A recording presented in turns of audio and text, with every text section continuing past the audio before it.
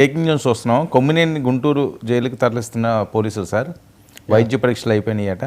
14 రోజులు రిమాండ్ విధించారు. అదే కొమ్మినేనిపై పలు సెక్షన్ల కింద case, SC ST POA act సెక్షన్ల కింద కేసు నమోదు చేశారు. అమరావతి మహిళలను అవమానపరిచిన కేసులో ఏటూగా కొమ్మినేని శ్రీనివాస్ గారు 14 రోజులు రిమాండ్.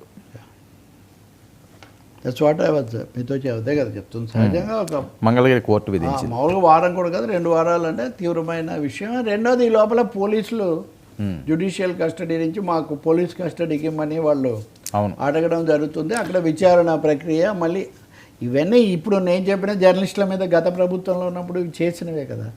కాబట్టి రిమాండ్లో బెయిల్ అది ఉండదు కదా, ఇంకా అది అవకాశం ఉండదా? చేసుకో బెయిల్ ఉండదు, కానీ ఈ తీర్పు మీద హైకోర్టుకి వెళ్ళొచ్చు. ఓకే, రిమాండ్ దాని రిమాండ్ మీద ఇప్పుడు అదే కదా, రఘురామకృష్ణరాజు గుంటూరు కోర్టులో వేస్తే ఆయన హైకోర్టుకి వెళ్ళి కొంత ఉపశమనం ఏదో వచ్చినట్టుగా ఉంది ఆయనకి అప్పుడు. కాబట్టి కొమ్మినేని ఎక్స్పెక్టెడే. కొంతమంది అంటారు అందరికీ తెలిసిన మనిషి కదా, ఖండన బాధ అది ఇదని. నేను అనివార్య చర్య అన్నాను.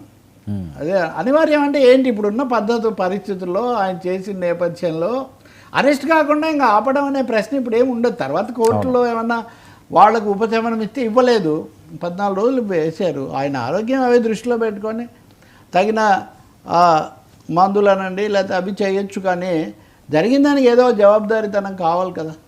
ఒప్పుకున్నది కన్ఫెషన్ కూడా లేదు ఇక్కడ. ఇప్పుడే పైగా ఇప్పుడు A1గా ఉన్న కృష్ణరాజు మాట్లాడిన దాన్ని బట్టి A2 కూడా ఇబ్బంది పెరుగుతుంది. ఇప్పుడు A1 రావాలంటే కూడా A2 ఉంటే ఇట్లాంటివి కూడా పోలీస్ టెక్నికల్ ఆర్గ్యుమెంట్స్ వాళ్ళు చేస్తారు. ఇది సార్ ఏపీ అసలు కించపరిచి మాటలు ఎందుకు వస్తున్నట్టు? అదే ఏపీలో కుల సర్పం బుసలు కొడుతుందా? ప్రత్యర్థులపై అస్త్రంలాగా ప్రయోగిస్తున్నారా?